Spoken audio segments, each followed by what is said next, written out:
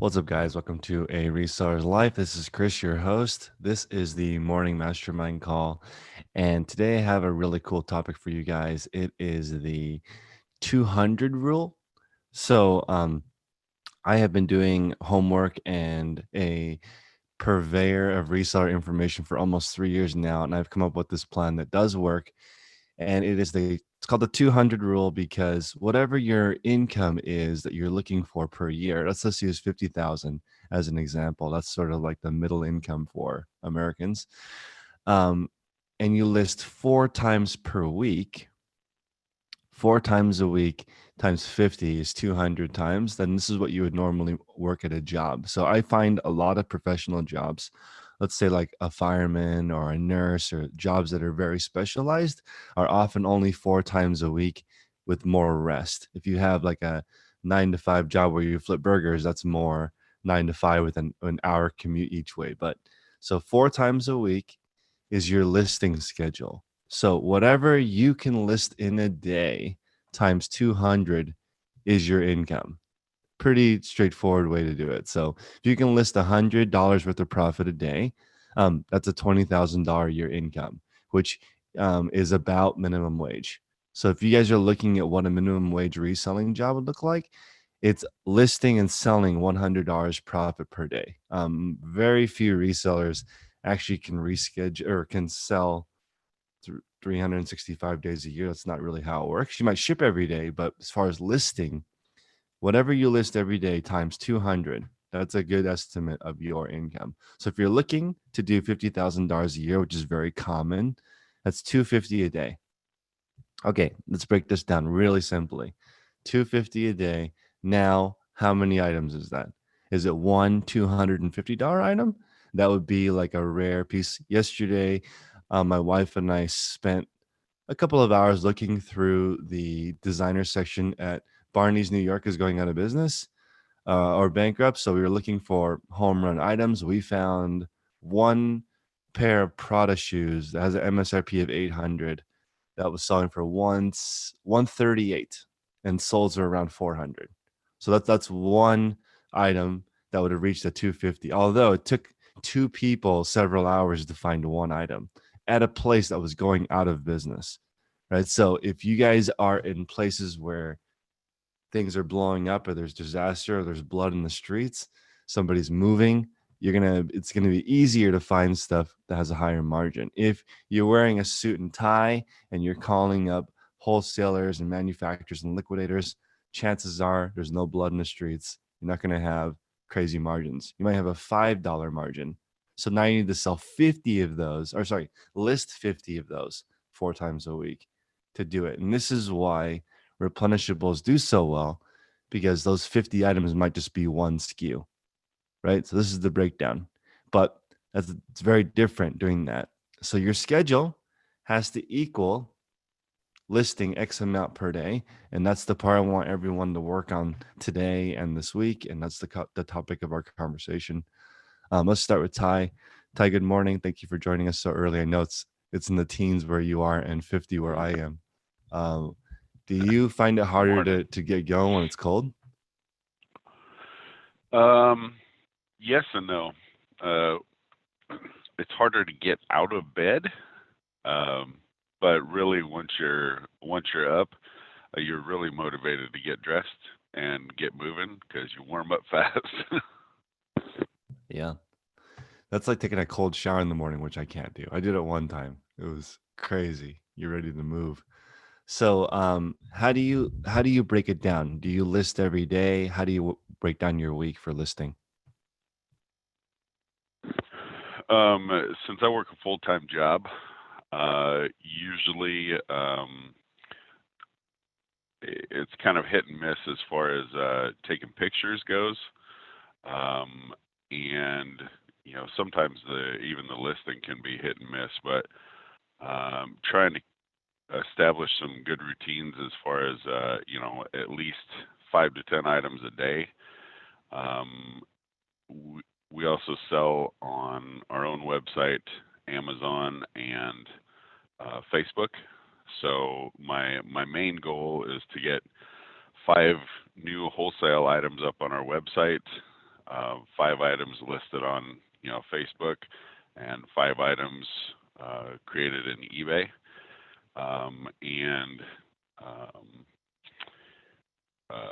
kind of from Don the auction professor's kind of page from his book, so to speak. We use the GoDaddy. GoDaddy bought out Sellbrite, and so our website also is our front end for our Sellbrite.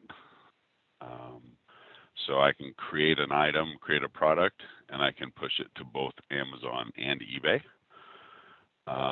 You just have to add different specifics um, for each one of the platforms. So it's usually kind of hectic, but my goal is to consistently list 5 items, at least on eBay and Facebook. Amazon's just a little bit different because we have some wholesale products that we put up there, and they don't change a lot as of yet. You know, as different things sell better or worse, uh, I'll create them and put them on Amazon. But we do mostly FBA, and the GoDaddy platform doesn't allow. It's not that it doesn't allow for it; it doesn't work well with FBA. So you're doing all FBM if you're using the GoDaddy or Sellbrite platforms. Um, so that's kind of a pain. You got to manually do it, but um, super long answer to kind of a No, that's a good answer. short. So 5 Facebook Marketplace and 5 on your own site. Yeah, and 5 on eBay. Oh, 5 Mostly on. trying to establish the 5 on eBay is the main thing, and of course that when we set them up on our website, it's kind of the same as setting them up on eBay. But Okay, so Sellbrite it is does Amazon FBM and eBay? right, Okay, and then the wholesale. uh, it also does, I believe, I think it's Pinterest or Mhm. no, Etsy, and gosh, what all was it? There's a few different platforms. I'll pull it up here Okay. so I can speak from Do you experience here. also enter cost of goods sold when you do that? Yeah, the on Sellbrite you can put in your cost of goods. Okay. Um, uh, so a lot of our stuff we manage in a spreadsheet, but all of the wholesale stuff we do um, either with um, the Amazon item, item specifics or whatever, or on our website we can put in cost of goods as well. Wow. So yeah, Amazon, eBay, Etsy, Walmart, Jet, Sears, Newegg, and Rakuten. Yeah, there you Uh, go. yeah, cool. Very cool. So I like that, guys, because and this is they are really good at marketing. It says something like 150 sellers who sell on multiple platforms sell on average 156% more than people on just one platform. That makes sense to me. So you would sell more than double if you're on multiple platforms. However, guys, do not start on multiple platforms. I don't agree with that. If you're just starting, do one platform. And once you kind of get the hang of one, then you can do multiple platforms. But in the beginning, you'll never get good enough at one. If you start on multiple, you'll just be too distracted. You're going to have items that sell on one platform and you don't end on the other one because you don't have a system yet. And then your selling metrics will fall. And if you have bad selling metrics, those sites will not give you traffic. It's really important. Your store is sucking right now. It will continue to suck or get more sucky. But if your store is doing well, it'll continue to do better because they keep feeding you traffic. I forgot that I'm not Christian, but there's like a proverb that says, for those who have, they will get more, and those who have nothing, they'll lose that too. That's how e-commerce works too. That's how I look at it. I think Matthew 13:12. I don't know. But it's a really good one because I agree with that. And if you were eBay and Amazon, you would do the same thing. Why would you give people who are bad at eBay more stuff to more people? Because then they're gonna. I don't know if everyone in the chat knows this. People or eBay and Amazon are like in the top 10 advertisers every single year. They spend money to get traffic to go to your item. They're like make it worth their time to do that. Something to realize. That's a good question. Ty, do you have to post directly to Facebook, or is there something that can do that for you?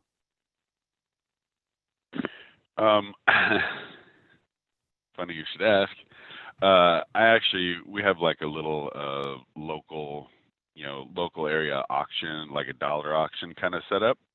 And that's kind of how I liquidate a lot of my items, my, old items, because we've done over the last couple of years, we've done a lot of, I won't call them bad buys, but when you buy, when you go to say an auction and you see one item on the table, and they're like, okay, we're not getting any bids on this. Who wants the whole table? Okay, fine, I'll take the table for $2, or whatever. Then you got to liquidate that other crap, which is kind of a pain in the butt. But that one item might sell for $20, and you've got $2.50 in it. So the rest of it is profit, if you can sell it. Then it becomes a game of, is this worth my time? Should I donate it? Should I, put it up for, put whatever up for sale? But we've gotten a lot of those, those type of buys. I bet I could not buy anything for a year and be pretty solid still, just from the number of items that we have. But those items, I actually set up a program, create a little program that I can post directly to my account. Kind of a tech nerd, working in the computer field, that affords me a little bit of extra scripting knowledge and stuff. So, and I bought a program that helps do web scripting. Mm-hmm. And I just run the little program. It logs into my account, creates the listing and puts a timestamp on it. And then I just do some, add a couple photos and post, maybe change a word or two and post it. So, couple of thoughts. Happy Veterans Day. Also, no shipping today, so you guys get a day off. The post office is closed today. You guys should print off I think the post office has a few holidays each year. Just Google USPS postal holidays and pull up days, including today, November 11th. No shipping. And Facebook Marketplace offers shipping now. Like you guys can ship. So there's no reason to list it in a different marketplace. I don't think you can even do that because that's maybe you can, but you don't need to. If you list a quality item, it will sell. This is also important to recognize, guys. If you have a really hot item, you should just sell on the platform with the cheapest fees. It'll sell on every platform. So no, it's the crappy items that you need to list on every single platform because you have to get lucky. You have to find a needle in the haystack. Kyle, let's switch gears. You're saying selling to groups is too big for marketplace. Do you want to chat on that? Yeah, we can. Mm-hmm. Whenever you buy a collection, specifically Department 56 and Lego, for me, what I've done is found groups that are Department 56 buy sell trade groups, Lego buy sell trade groups, and you can use those advantageously for a couple things. If you don't know what you have, those guys are there and they want to help you to find out what you have. And then I sell a bunch just through that group. When you log into Marketplace, list it, share to that group, Man, I do a bunch of Department 56 that way.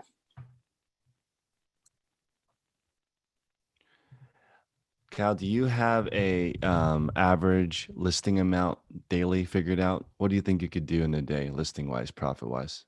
Man, profit wise, I don't know because I'm going to average $20 profit like we talked about. I'm going to have some big stuff, going to have some smaller stuff because of the bulk buys that I do. But since I started tracking, since me and you spoke on Wednesday, I did 64 last week. So I'm going to average right around 20 a day. And that's my goal. That is my goal, is to do, 100 listings a week.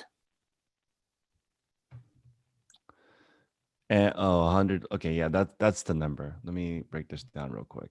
100 listings times $20 because we're looking for 100K a year. 100K.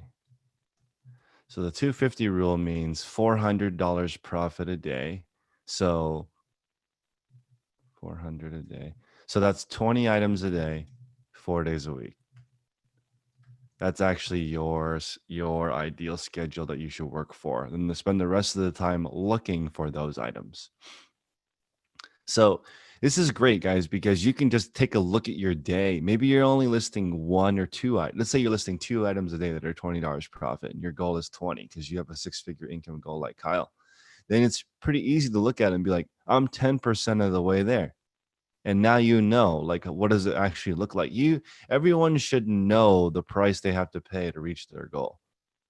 And then, that's like the tough love, like figure out what the price is of the life that you want, then pay it. That's it. So for the price of Kyle's 100K income is 20 items of $20 profit a day. Ty brought up a good point, which is the eBay being the main thing is the reality for most people, because most of us are not retailers. You're not calling people with your wholesale account and saying, here's my reseller ID, here's my brick and mortar. We get 400 customers per day. We want to order 20 widgets to sell to those 400 people per day. That's how these companies come up with how many to sell you. You can't have a store in the middle of nowhere and ask for 4,000 units of something. Then clearly you are selling it online and violating their terms. But I met a gentleman named Simon who came here to the Bay Area, opened up a shoe store on Fisherman's Wharf, $45,000 a month rent, okay, and received 4,000 pairs a week of Nikes direct from Nike, right? But the amount of traffic, I think it's like 100,000 people a day walk by there. Like, that's ridiculous. That's like more than some cities like have in the whole town. Walk by that one road every day, right? And so that's why Nike's like, oh, you need shoes. Let's send a person over there, and they're like, oh, you qualify for 4,000 pairs a week because of this area. And it's one of those stores that says, or he has since closed it and moved to a different category, but it said going out of business. And a lot of the stores in touristy areas do that to get people to walk in. Once they're in, it's just regular full price stuff. I noticed that a lot at the outlet that we were at yesterday.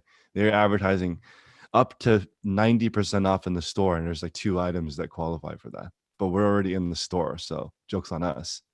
But that totally makes sense to me.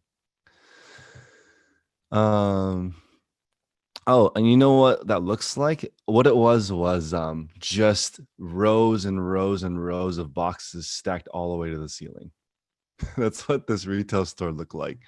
But if you look at the stores that were there, what they were mainly selling is this is really, really important, guys. What do stores that pay $45,000 a month sell? They either sell cookies, candy, soda, like stuff that's under $5, and they're just selling freaking gobs of that, or like high-end art, $20,000 a piece, $50,000 a piece. Like, you sell 8 of those a month and you pay your rent.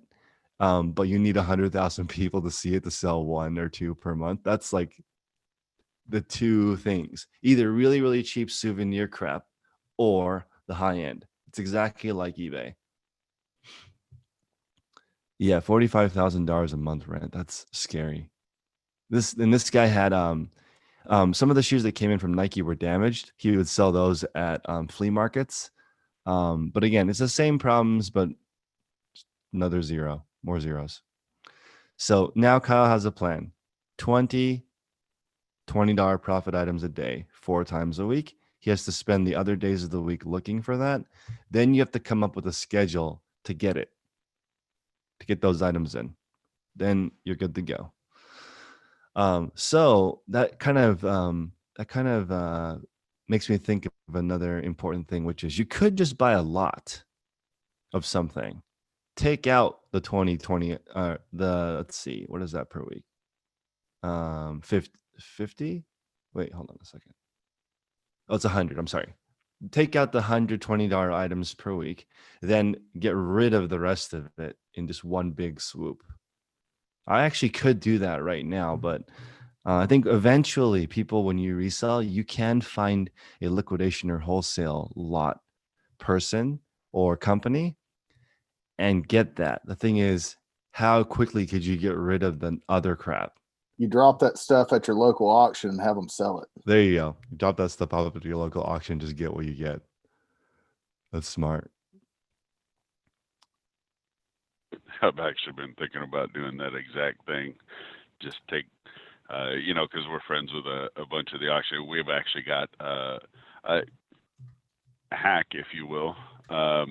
We actually just went up to the auctioneers, a couple of our auctioneers that are nearby, and we have a standing number with them. So we go in and, we don't even have to sign up. We just walk in and start bidding if we want to. And, save some time, save some checkout time. You just walk up. Then they already know, most of the gals already know your number. If you're into local auctions like that. Yeah. I run around with our local auctioneer. We went to an auction Friday night and I bought some good Harley Davidson manuals. But it's I run my junk on the tables there. I don't buy anything extra from there. Some months I'll do it's a bi-weekly or runs on the first and the third weekends. Some months I'll sell about 500, but last month I don't know, it just crashed, or maybe I had junk, real bad junk, but I only did like 180 last month on it. But you can buy some stuff. I've bought some great stuff, man. I bought some sealed in box opium perfume the other day. Nobody had any idea what it was, and it sold for $80 overnight. And everybody looked at me crazy. I was top bidder on the table at $10, and when I walked up and picked that up, they were like, "What? What is this dude doing?" And I know, I love that. I text my buddy the screenshot of the sale, and he's like, "I love it. I love it when you make money off stuff you buy from me." Yeah, that's also important. Like, you should pay attention to people who like that you win. I have some suppliers that I found some stuff that I paid $1 for and sold for 100, and they're like, "Good for you." Very different than somebody who's not like that, because you gotta like the people that you work with. Um, Also, guys, Facebook Marketplace is a stronger market for a lot of items. Some people don't use bank accounts or debit cards or credit cards. They just use cash, and they see something local, they'll just pick it. They'll pay more for just to get it right now. They don't want to wait for it. So, And also the Hispanic market in the local marketplace in my area. I sell a lot to non-English speaking. I agree with that. I live in the most diverse city in the world. So I imagine if you do that, um, if you aim, like, there's a lot of people who have cash only. It really is just how it is. If you go to a flea market, it's 99% not white people. So, and I'm sure in a lot of different areas in the US. Um, Bluegrass Picker says he finds home decor goes quickly on Marketplace. You use Marketplace to advertise your items on your antique mall booths. That's interesting. If you ran an antique booth, you could have somebody go around, just list everybody's stuff on Facebook Marketplace. That's interesting. If you're taking a commission from the whole thing. One of my booths does that. The shopkeeper actually does it. She'll put stuff on the marketplace because she takes a cut. She takes 10% commission, so she wants to sell it. But the other booth, she doesn't know how to work a computer. That makes it hard. Yeah, our consignment uh, booth area down here, they do the same thing. The gal, uh, they've actually got two gals. One's an older gal. I don't think she really posts much, but I know some. I know the other gal is somewhat savvy enough to post some stuff online, and uh, so they're constantly getting calls from Facebook because Facebook is very easily targeted. You know, you're very niche down in your targeting of your advertising and whatnot. So it's very localized, or you can be. Also, a lot of auction houses, they are already picked the really good items. So it's not uncommon. They just have a higher ASP. If you, like, as an example, the wholesale liquidation place that I was buying from purchases lots for $2 million at a time. $2 million every 2 months, and he flips it for between 5 and 10% profit to other resellers. But inside that $2 million lot, there are goods that I have never seen. So those ones must be brand new with tags, more than one SKU. Those never get presented to small buyers like myself. And he told me that at $200,000 per order, you start getting to pick more than this is what I have. What do you think? That's the level that I am at, under 200,000. Like at $10,000 per order gets you in the door. Then the higher you move up, I'm sure if you're buying the whole thing for 2.2 million, he would let you just have all of it. But it's hard to find. It's like, how deep is your network? And also, I I was also talking to just another seller. She was in Chicago. She was telling me that when you start your wholesale endeavor, you want to work with people who can buy at least four figures. So, like, because it's very time consuming to put together a lot, you kind of, if you're a small person, just like running it out of your house or garage, or just getting started at a warehouse, if you have two or three people who can afford $1,000 purchase, that's awesome. If not, chasing around all these people who are buying $100 lots, $200 lots, it just takes up so much time. It's better to just lot it all together, make it a better deal, get it out. Then the opposite of that is having a dollar sale. Dollar sales are huge. People who have an area, they can just put everything's a dollar. And then, except for the good stuff that you throw in there that people have to walk through, that's I a good way to move it. Go ahead. I think Resale Rabbit did like 10 grand in his last one that he Yeah, I did. saw that. That's a monster number for a dollar piece of junk. Mm-hmm. Yeah, that last one was phenomenal. Yeah. He's done a number of those over the last few years. I've seen quite a few of those. He's done really well.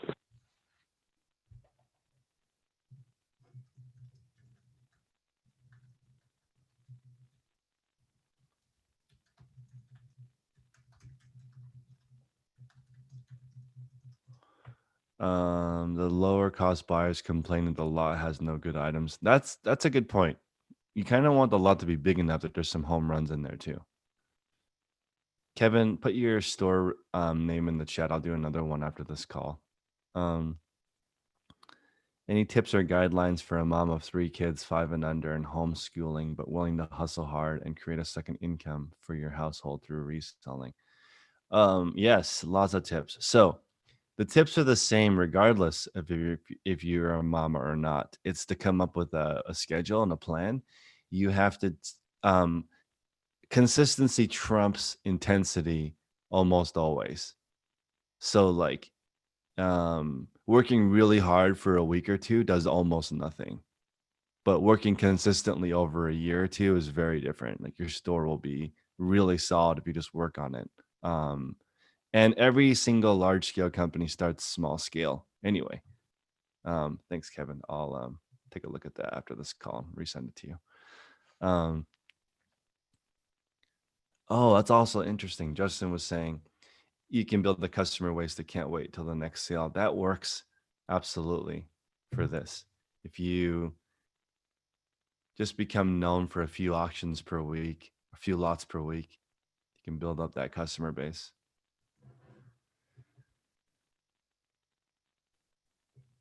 I was able to get that store, Kevin. Don't worry. It's the French one. Let's see. Yeah, 7, 3, and 1. We're thinking about having kids soon. That's a bit of a. I guess you just do it. Figure out how to do it later. There's no planning. It's not going to work as we plan anyway. Let's go with Bill. Bill, good morning. Good morning. How's everybody? Do you have an average profit listed idea of how much profit you could list in a day? Not wholesale and replenishables, because that's different. Well, not yet, because I put so much effort into Amazon that all my numbers are skewed from eBay. But like I did, let's say, looks like I got a pile here of about 30 yesterday, 30 media, blank media and DVDs and stuff. And but I really need to be targeted much more than 30 items a day, because I'm I'm working on trying to really right the ship, because my sales are down so low. They're 45% off still since the glitch. Right now I'm doing offers to Likers. You had that training session a couple days ago where you did a live offers to Likers, or offers to watchers, whatever, and one sold while you right after you sent it. And I had that same thing happen while I did them. Yeah, I decided I'm not going to do it anymore, but that's it works if you need that cash flow. I just want the momentum in the store at this point. I mean, my sales are, I had 10 grand in June, but I haven't hit 10 grand since June, just in eBay. Let's back up for a second on the 30 items. What is that? The 30 items that I listed yesterday. So you want to get back into that habit? Is that what you're thinking? Yes, at least. What's the profit on that? I don't know. I'm going to have to calculate it. Okay. Because let's assume it's 10. Yeah. 10 times 30 is 300 times 200. My 200 rule, 60. That's 60 grand, right? You know, this is funny, Bill. You had mentioned, like, is it worth 2 grand for that wholesale course or whatever information people are selling online? Like, you have 2 kids in college. Yep. I would not expect them at all to get a job at a college that pays more than 50K. I would be surprised if their first job gets more than 50K, although it happens, but usually not. But that costs way more than 2 or 10 grand or 5 grand or whatever these people are selling online. And all of the information that's 2, 5, or 10 grand online is usually available close to free if you do the homework yourself in that specific trade. So, okay, as an example, I figured out where I can go with my YouTube channel. I took some YouTube consulting to see how to grow a YouTube channel, right? And this is exactly the same as reselling. The guy was charging $580 an hour. Okay. Is that expensive? Yes, that's very expensive. I mean, if you did that all year, that's $1 million a year income.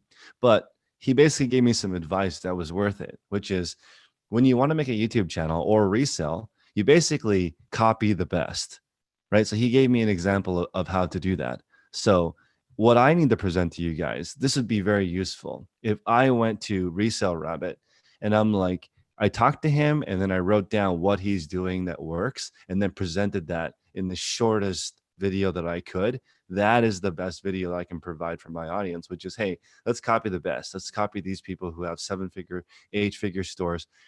I talk a lot to just regular people thinking that's useful. It's useful, but kind of. Like, for example, I talked to this lady, Claudia, and people were like, oh, I can really relate to her because she's like, my brain is scrambled. I'm working on this, on that. And sometimes it doesn't really go anywhere. A lot of people relate to her, but it's like, to me, not that useful because I didn't learn much, like how to improve my business from her. I'd rather her tell me like, I have 3 kids, so the only thing I can do is take pictures when they're already asleep. I don't even try to do it during the day because it's not possible. Then take the pictures first, they're on my phone. Then in the middle of the day, I list when I can. See, that's more actionable to me than I'm struggling and it's tough and challenging. Although those videos are tempting to make because so many people comment. You know, the ones I do on people who are doing really well, way less people comment, but I feel like it's useful. Like if you just listen to it, you will improve your business. Yeah, Kevin, yeah, Resale Rabbit's a really cool guy. Very, very nice. You can pretty much ask him anything too, and he'll answer. He's a nice person. Chris, is it possible for you to have different stages for of your YouTube channel? I mean, different presentations for people in different stages. So you have like a beginner section, an intermediate section, Mhm. and people who've been doing it for a long time. Because if you know the things that people need in their first 3 or 4 months aren't things that if you've been doing it for a couple of years, you don't need that information. Yeah, of course. It's hard to serve Does that everyone. help you? Yeah. Yeah. Does that help you? You know, with your monetization? Yes. Okay. The consulting that I paid for relates to reselling because of this. The number one metric that everyone needs to worry about is click-through rate. If you have a low click-through rate, eBay will not serve your listings to anyone. Meaning if people see your listing and they don't click on it over and over and over again, your listing is now banned. They will never why would they show it if no one's clicking on it? So you need good picture, good title, good item, or no one will click into it to go to it, right? So that Bill, when you the levels of reseller are very different. I don't know how I could optimize it perfectly, but probably just like beginners, intermediate, advanced, just put that in the title. That's probably going to make it easier for people to find. Although I still think you just copy the best people, because when you like, I can tell you what the best people do, but nobody does it. They have a schedule.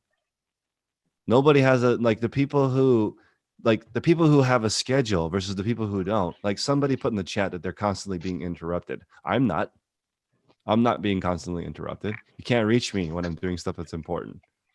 The people that like, I met a guy that makes $600,000 a month. He has no cell phone. Like you cannot reach him when he's doing something important. But if you are I call people that don't have a schedule fun employed, because you just do whatever you want whenever you want. That is not. I haven't met one person that does really well that's fun employed. That doesn't work that way.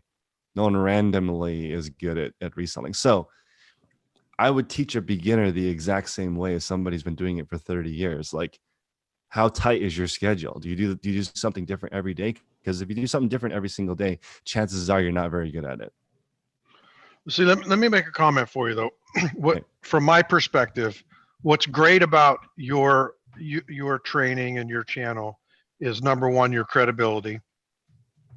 Number two, you're more professional than most of the people out there that I've seen. Mm-hmm. More professional than probably everybody that I've seen. And I'll give you an example. And three, your demeanor, very calm, and that invites people to want to trust you with what you're saying. And you're not given to wide emotional talking on the channel. So it's all the information you share is very businesslike. Now, as opposed to, let's say, someone like this guy named Cody Hawk, who I think is probably full of shit, because everything that he talks about is so, it's emotionally up and down, and it's hard to find any kind of trustworthy substance.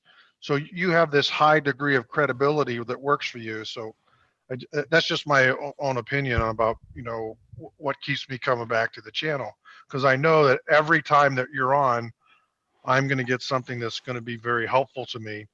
And the other thing is that you're not hawking something, like Gary. I mean, I hawk stuff, just not that often. Yeah, like Gary says, don't use your channel to be selling stuff to people. Use your channel to help improve their lives, and then your sales will follow, right? Yeah, that's And why I yeah, think that relates to the like Cody Hawk is really interesting because he has so much. I mean, just like me, I have tons of content and he has other things plugged in. But the emotional part of it is smart. My channel would be way bigger if I was more emotional. I'm just, I just would rather not. I have tried it. Like but I that's not who you remember, are, though, no, it's right? not. But Yeah. it is very, it's tempting, right? Because I did the every time I do a drama video, it's like $500. So I could do every day drama video, but then that's like not my. I think I would be very unhappy. This is okay. Back up for just a second, guys. This is I think you need to be happy with what you have. If you want more, it doesn't work the other way. If you're trying to like get somewhere before you're happy, this is why Kyle is like a good example of a level-headed person because like he's happy now figuring it out. You can't be unhappy the whole time you're figuring it out because that's most of the time you're doing it. You need to just really focus on the what can you do. He figured out already that it's 100 items a week at $20 profit equals 100K. So he's using the 200 rule now. You kind of have an idea. I know it's cliche, but you got to trust the process. Yeah, that's true. Gotta trust the process. Yeah.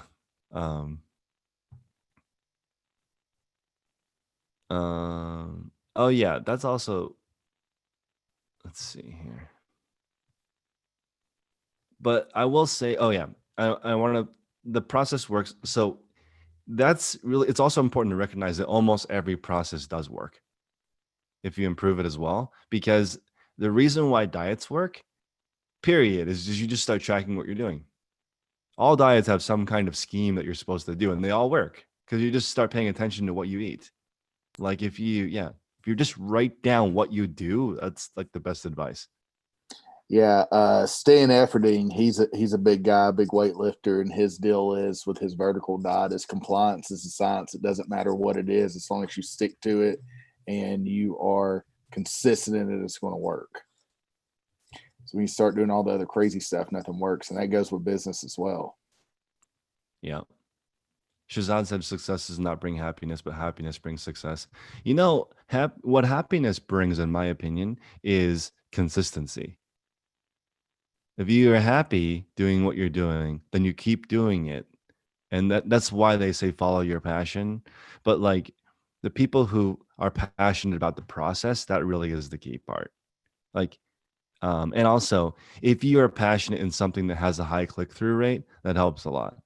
So I don't like I'm passionate about rare wood that that's not in demand. That doesn't work. If you're passionate about teak wood, it's probably way better than pine. It depends on what you're passionate about. Sometimes the click-through rate is too low. This is why Shazad is having so much success with TerraPeak, and he's just finding items that already have a high click-through rate. Now you just have to find the item, right? And it can take him 3-6 months to figure out how to get one thing, but he doesn't have any problem selling it. That's why Prince, my friend, was saying people with with small amounts of capital are being given the wrong advice. If you have a small amount of capital, you have to sell popular items. It's not the opposite. It's not, okay, take what little money you have and buy the cheapest stuff possible and flip that. That's not the advice you should be giving people who are just starting. If you're just starting, have 5 items in your store, but all of them sell.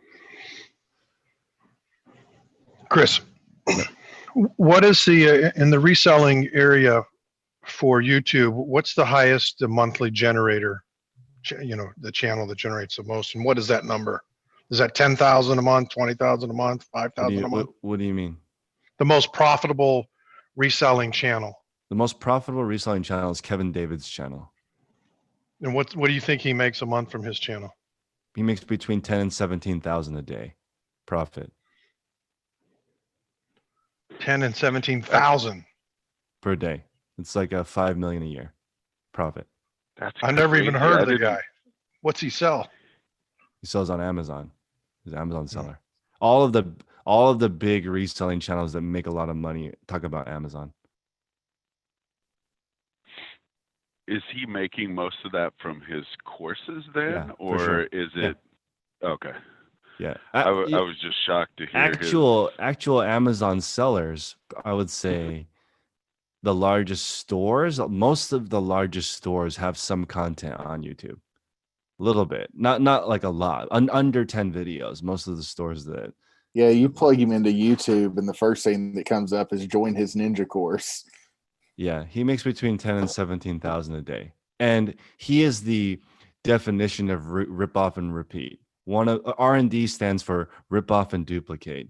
He takes what he does, which is very smart, is he looks at every single industry and researches which ads perform the best, copies them word for word, and enters in social media marketing instead of whatever is selling well, pays for those ads. He spends between $3,000 and $5,000 a day on ads to make 10 to 17,000 in profit. In order to spend 3 to 5,000, if I spent $3,000 to $5,000 a day, I would make zero. I don't know who to target. I don't know which ad to write. I don't know which target. You know what I mean? It's what he does is the exact same thing as reselling, and way more people make money reselling than courses. Way more. It's the amount of people who make money with courses is really low. This is why, Bill. It's not a business. He treats it like a business. Most people who sell courses, like, let me give you an example. Watch Me Amazon. His course is not a business. It's not a business. There's no, because it's just a one-time deal for someone who's really good at selling. That's very different. Kevin Davids is like an operation. He has more than 30 employees. You can't just like randomly do it. His is the same thing as like you having a, let's say that that device that gives you better posture. You put it on your back and it vibrates, and then you sit up straight. That item made a kid like 7 figures in 1 year after he spent 6 months figuring out the ads. So he uses like the whole A/B targeting and hones it down to a phenomenal level. Yep. In order to nail his target market then. And Bill, 100%, he helps more people than me. You have to, like, the thing is, all of Kevin David's products have a 2-week refund policy, which is very generous, in my opinion, for a product like that. Like, and you can tell all the people who crush it have return policies. Some of them are a month long. Some of them are a year long. Pat Flynn, he makes $10 million a year probably selling courses. He has a lifetime refund policy. Anytime you want your money back, he'll give it back to you. You have to provide a product where people buy it and they're like, whoa, way worth it. That's why my course is $35. I have 0 refunds. It's worth way more than $35. That's all you have to do to get it. And the thing is, it's like if you're selling a widget, it's the same thing. You're gonna have a lot of returns if the item is, like, for example, this is why cheap items have a high return policy, because the value is really low to begin with. When you get it, it's probably not like a $15 sweater. That's really low because the person paid $7 in shipping to get it to you. How much can it really be worth? It's challenging. Well, interesting. Yeah, there's a lot. Oh yeah, Quantize is saying he has a click funnel, and the thing is, it's really important. I'm glad you brought it up, Bill, because it's good to look at that. Somebody would try. There's a million people who try to sell courses. It's way more unprofitable than reselling. For a beginner, you make way less. Trying to sell a digital course doesn't work. Although, this is a good point. If you have a resale business with 1 employee, and let's break it down, Kyle, to this: the average corporation that resells, the people list about 40 items a day, but the average profit margin is between $1 and $10 an item. It's not very high. But again, when you're trying to scale, how many $20 items can you find at scale? Not that many. You're right. Right. So 40 $5 items is what the productivity is. That's still $200 a day. Like, for you to earn $60,000 a year selling a course, that does like zero, almost it rounds to zero. Nobody earns that much. They make a little, like a couple grand one time, then nothing usually. But the amount of people who have one resale employee is in the hundreds of thousands of people who've done that. Everyone, all those, every single one of those products on Amazon, someone's making 50 to $100 a day profit. You know, it for the average one, because there's just the traffic is so high. So Bill, I think you're looking at it wrong. Like you're looking, the quick money part is not the same thing as a business. Usually it's like and usually the people who do it, the quick money, are real business people in disguise. Kevin David is a businessman. He's not a huckster. He's like a legit, because he spends more than $1 million a year on ads. That's like, he's like a Coca-Cola. Coca-Cola is garbage. It makes you sick and gives you diabetes and kills you. They spend billions of dollars a year advertising that. It's garbage. It's horrible. Yeah, I have no interest myself in selling courses. I just want to be able to be the best reseller I can be. Yeah. But again, I would say if you were to take Kevin David's courses, I bet a lot of people find value. Otherwise, he would be gone. But I mean, obviously, if you Google him and you look beyond the first page that he paid for, there's a lot of negative stuff. And there's also videos explaining what he does. And those videos explaining what he does convert in the sales. People are like, oh, somebody will put like, is it worth $2,500? Not really. Maybe it's worth $100, and somebody will still buy it for $2,500 after the thing. So it's interesting looking at it. I also, there's a lot of negative eBay stuff, guys, and on that Sellbrite website, it's great. Let's see. I don't want to screw it up. Let me look at what the way they worded it was perfect. Sellbrite had a summary of eBay.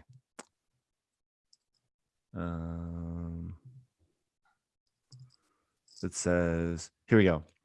eBay offers more categories of products than any other marketplace in the US. That is true. It will always offer more categories of products and more conditions than any other marketplace. That's why eBay will always do fine. You can sell more items and more categories and more conditions on eBay than any other website. And I don't know if it's even possible to take that from them. You can't. Think about how hard it would be to like sell in every single category. Every site that pops up, they only sell in one category. How can they even compete? They sell in one category in one marketplace versus worldwide, every single category. Brooks, what's up? Hey, you there? Yep. Ooh. You look healthy. 8 hours of sleep last night. What are you working on? Training a new lister today. So I'm really trying to outsource as much possible, that anything that ties in like it's a revenue generating process. Mm-hmm. So I mean, if I have tons of inventory, why not outsource every bit of that? Mm-hmm. Right? Luckily with tech, things sell pretty quickly, so it's a no-brainer on why would I just outsource that. So training a new shipper starting at 6 a.m. They're going to basically come in from 6 a.m. till 8 a.m. and ship everything from the previous day. And that's really the main 2 things I'm working on.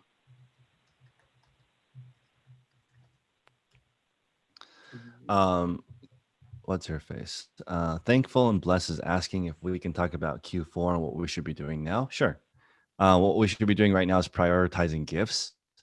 If you have anything new, that should be going up right now. You have probably 2 to 3 weeks to get that listed so it can sell with it before December 10th. New is going to do well. One thing about selling pre-owned items is it's not really that seasonal. Also, okay, let me back up for a second. This is a great Q4 question. Your amount listed should peak around now. This is the amount that you have listed on eBay. So if Kyle were to list $120 items 4 days a week. I'm sorry, or however many days a week, 100 items that are $20 profit. What his store would look like is it would be worth about 100,000, and it would be about 2,000 items, to give you an idea. So during Q4, like maybe next year, what Kyle can do is make sure that he is at that 100K, or maybe he can during November boost it up to 120 or 130 or 150,000 listed for this time, because Yeah. there's more traffic now. I think I'm 900 listings at about 40K right now. Yeah. And then right on the money. Yeah. Like you've done this once or twice. Yeah, no, it's like you can't sell what you don't have listed is really obvious, but that's key. Rhiannon is saying thank you for doing the calls on YouTube. So I'm not quite there yet, but what I'm going to do is do these calls twice a day and then absorb all the nuggets and then put them in digestible form for people so they don't have to listen to it for the whole hour. Because I really am like really grateful that people listen to me. So that's like another thing that I'm trying to, that's why my intro is, hey, I'm Chris, let's talk about reselling, instead of other way to do it. So Quantize is in a situation where a lot of people are. Garage full of stuff, 60 grand worth of stuff. It's overwhelming. What I would do is you don't have to stop buying, but you do have to buy less than you list. So that rule over time will make it go away. Lisa, thank you for the $10 super chat. Lindsay, what's up? Lindsay's in the chat. She is a full-time reseller and also my most popular regular reseller video. Let's see here, for niche and pre-owned items. Yes. So this is such an important point to make. Your whole store needs to be larger during Q4. That's pretty much it. That's the advice that you need to do. So all the stuff we talked about in the beginning of the call, which is optimizing your schedule, it needs to be more optimized during Q4. Take your vacation in the summer if you're a reseller. It's crunch time.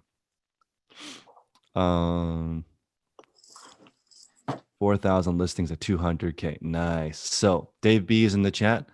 4,000 listings, 200K listed. Cost of goods around 30%. With employees and warehouse, net profits around 18%. If I'm based on that number, looking at it on paper, I would say that Dave probably works there. If Dave didn't work there, I think the margin would be closer to 10%. So, because 4,000 listings at 200K is awesome. That's like that's a $50 ASP. That's very strong. So that means he's paying 14, 15 bucks for an item that sells for 50. That is that's only possible if you're a really good picker. That's challenging. That's pretty amazing. That's really good. Dave, that's a good inspiration model for people in here that are trying to make a professional level income. And I just want to point out, I think I may have lost my internet connection for a second. In order to earn more than $25 an hour, I would say the key is just you need a staff member.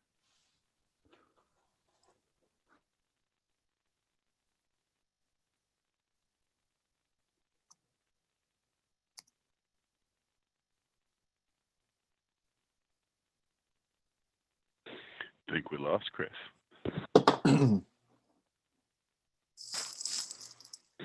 Sorry about that. Let's see here. You can't pay to be ungated. You can pay to be ungated. That's silly. Anyone can pay to get ungated in anything. EW is asking if you're ungated in DVDs, Bill. No, he's not. No. But you can. You can buy a fully ungated account. You can buy a proper amount. Like, for example, let's say you wanted to get ungated in DVDs, which is historically a difficult category to get ungated in. You just need to have a proper invoice. That's it. And there are ways to do that. If you went on the Reddit and the internet for a weekend, you could figure out how to do it. Oh, see, there we go. So Dave, see, this is right. I was saying Dave is only at 18% because he probably works in his business a bit. And he said that he and his wife are both free labor. Because it's just hard when you're operating a bigger company with a crew, the people who are making, I don't know, the claim to be making a lot more usually are not. I think it caps at 20%. You're not making more than 20% with you working there. Like Bill, Watch Me Amazon says he's at 20%. It's not including his own time. If he includes his own time, then he's just like everybody else, under 10%. Yeah. See, Retro Kev says keep your day job. That's my favorite advice, but my most unpopular advice, which is just do the Jay Leno method. 2 sources of income, live on the lower one forever. He's like the richest guy ever, and he still works. Oh, yeah, that's true. So I'm going to end the call on this thought. Thank you guys for joining me on this awesome Veterans Day. Please hit the like button. You can kind of figure out what your overhead is per month and reverse engineer the working version of it. And most people can do that within a couple of months, except for you, Bill, because you have a crazy high. I only know one person with more overhead than Bill, and that guy has 3 ex-wives and like just kids with all of them. He is the most stressed out person that I know. So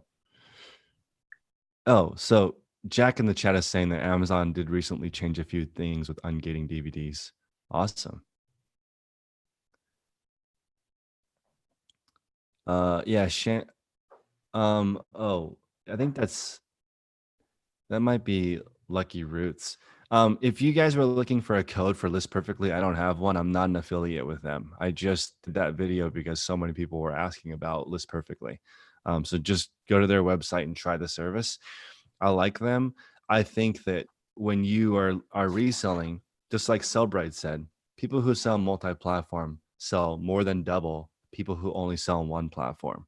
The thing is, though, they're counting people who do this for like not beginners. Beginners, you don't need to sell on multiple platforms.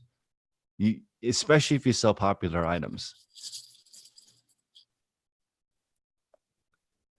Thanks for being here in the morning. Yep. Double the headaches.